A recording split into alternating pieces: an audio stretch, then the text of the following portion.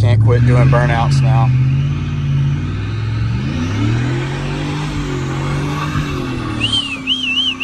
Let's go! What's going on, guys? Back with another Shorty video. Day number 2 on the new setup, and I am absolutely loving it. And judging by the comments, a lot of y'all are as well, which has got me hyped. And today we're going to be doing 2 separate modifications that's really going to change the entire attitude of this truck. Starting off with some good old window tint, because we have been fishbowling for far too long. Absolutely nothing on the side or the front, and then just some factory stuff on the back. But I don't even care if you could drive the coolest vehicle in the world.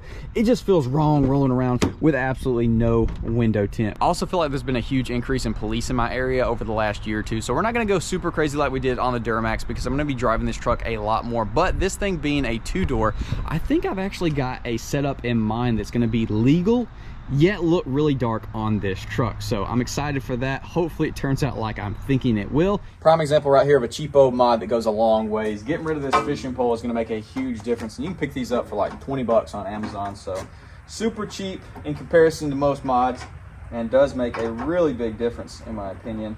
Now if you use the radio all the time, maybe not be as great, but that's like myself and probably most of us, we don't usually use the radio anymore. You got aux cords, you got Bluetooth, you got Apple CarPlay. Sorry for all those out there that are using Android Auto. That looks so good. Now it's time to go get some tint.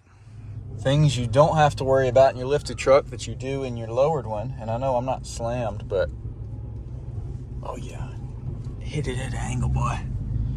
Heading to the tint shop, about to slam some Zaxby's. Get Shorty out there. Oh no, not the yellow headlights. We're gonna be fixing that today.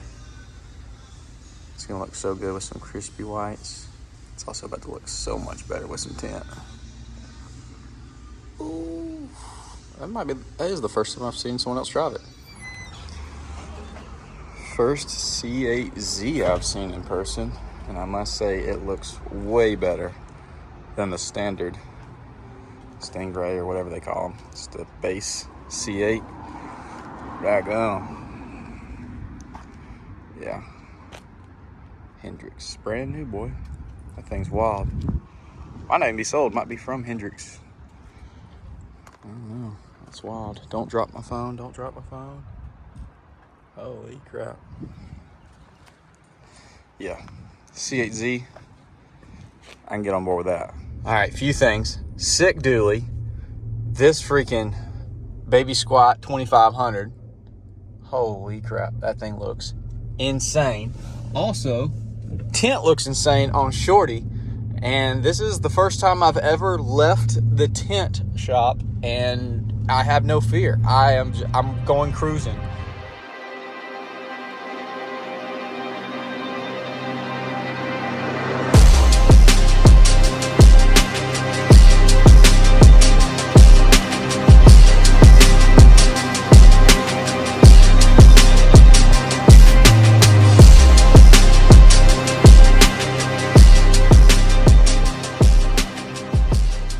Got some pretty brutal lighting going on right now, but I am stoked with how this thing turned out. Looks incredible and feels even better. And yes, we did stay legal, but yet it looks dark in most cases. So let's go over what I actually went with. So on the front, obviously, we went with a 5% brow.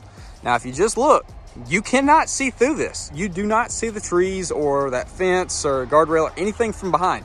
You don't see through it, which looks incredible, right? Obviously, we definitely got to get a black dash cover, because that pops like crazy. But the big thing is you cannot see through it, right? It's got a nice reflection because the inside is dark. We work our way over. Same deal right here. Can barely see the seatbelt, which looks super good, right? Maybe that's 5%. Wrong. That ain't 5%, because that'd be illegal. It's 35%, but since we have 5% covering up the top, blocking a lot of light coming from in there, and then on the rear we went 5% because this is a truck and you can go 5% on the back. It cuts out a ton of that light and makes this 35% look a lot darker, as well as having rain guards. This cuts out a lot of that light that's coming directly down. So yes, you can still see in there, and it from like this angle with the sun shining in over there, you can totally still see in, and it looks very light. But the glorious thing, like I was saying, you go right here or in the front or from the back, it's dark as crap, which I am stoked with. The big thing here is I wanted to just be able to go out and drive this thing anywhere, anytime, because in the Duramax, we went so dark with that truck. I don't drive it nearly as much as I should because I'm like, oh, well, this town has police that doesn't like tint. I'm going to get pulled over. It's going to cost me $200. Then I'm going to have to get retinted, or, you know, the random 5,000 state troopers that seem to be everywhere nowadays. So I wanted to go legal on here, and I think it turned out exactly like I was thinking on this two-door truck. I'm stoked with it. Looks amazing. Feels amazing. It just feels like you're in a true, like, cockpit once you get tinted. And I've always liked the brows. I don't know, maybe I'm weird, but I even think I prefer the brows over the full windshield in most cases. It's just good. Like I said, we definitely got to get a black pad cover, whatever, dash cover. That'll make it look a lot better. Speak proper. Come on. Anyways, we got more mods to do in this video, but we got to go to Home Depot first because I need 5, maybe 6 more sheets of 4 by 8 foot plywood. And since we're out in Shorty, you're gonna have to do it, Shorty. So we might be riding the bump stops home. Not sure how well they're gonna fit in the back. Probably gonna be hanging out quite a bit. Either way, let's go get it loaded up, see how she does.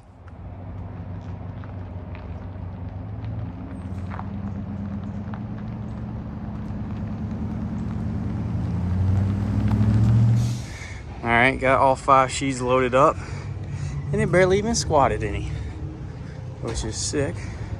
That was fun loading all them babies up over the tailgate, but Shorty got it no problem. I've said it once, I'll say it again. Extended cab short beds are freaking awesome. Whether it be on GM or Ford, they just look so freaking cool. Always thought that, and that is a prime example of a clean extended cab short bed cat eye. That thing's freaking awesome. I think this pretty much solidifies that we got to go 1 inch lower in the rear like we've been talking about doing, because the weight of that wood has this truck, in my opinion, sitting freaking perfect. That looks so incredibly good. Yes, definitely got to do that very, very soon. But I'm going to go ahead, back this baby up, get it unloaded, and then it's time for our next mod.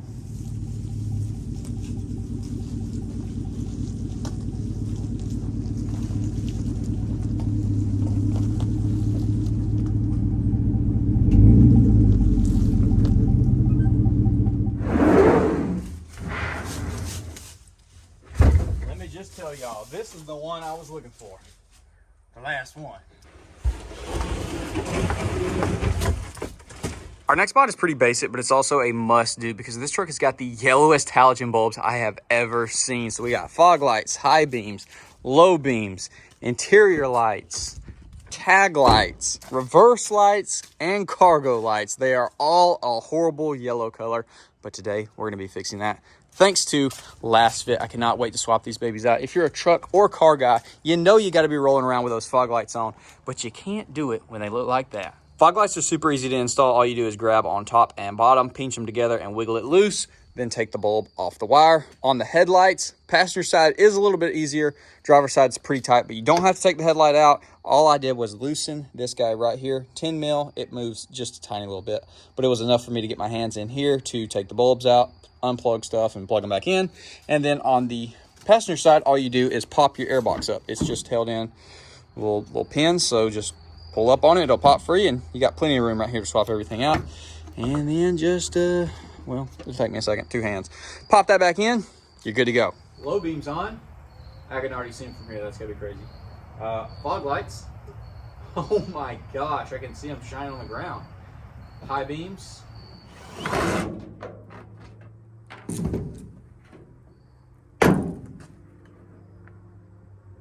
Careful.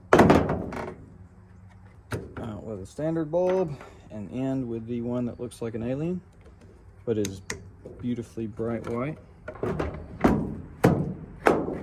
I ain't gonna lie, it's always a little scary taking your third brake light off because there's always a chance of it not sealing properly when you put it back on, but it's worth it because we need some nice cargo lights. We're gonna replace this one at some point as well because this thing's freaking busted.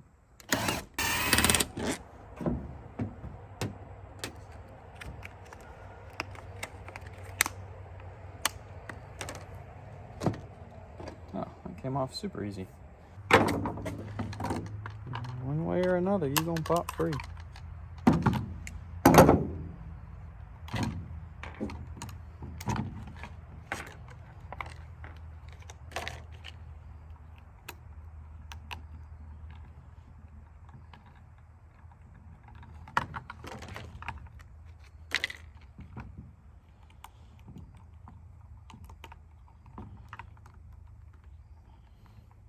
that in there good, I guess. I don't want to find out. I'll throw it back in there. And then for your tag lights, all you do is twist it, pop it free, pop that bulb out, put your new one in, slap it back in there. Got the father-in-law bumming Mead's trailer now. Mead, your trailer is just too good, man. It's too good. Mead knows he's borrowing it, by the way. Last but certainly not least, the dome lights.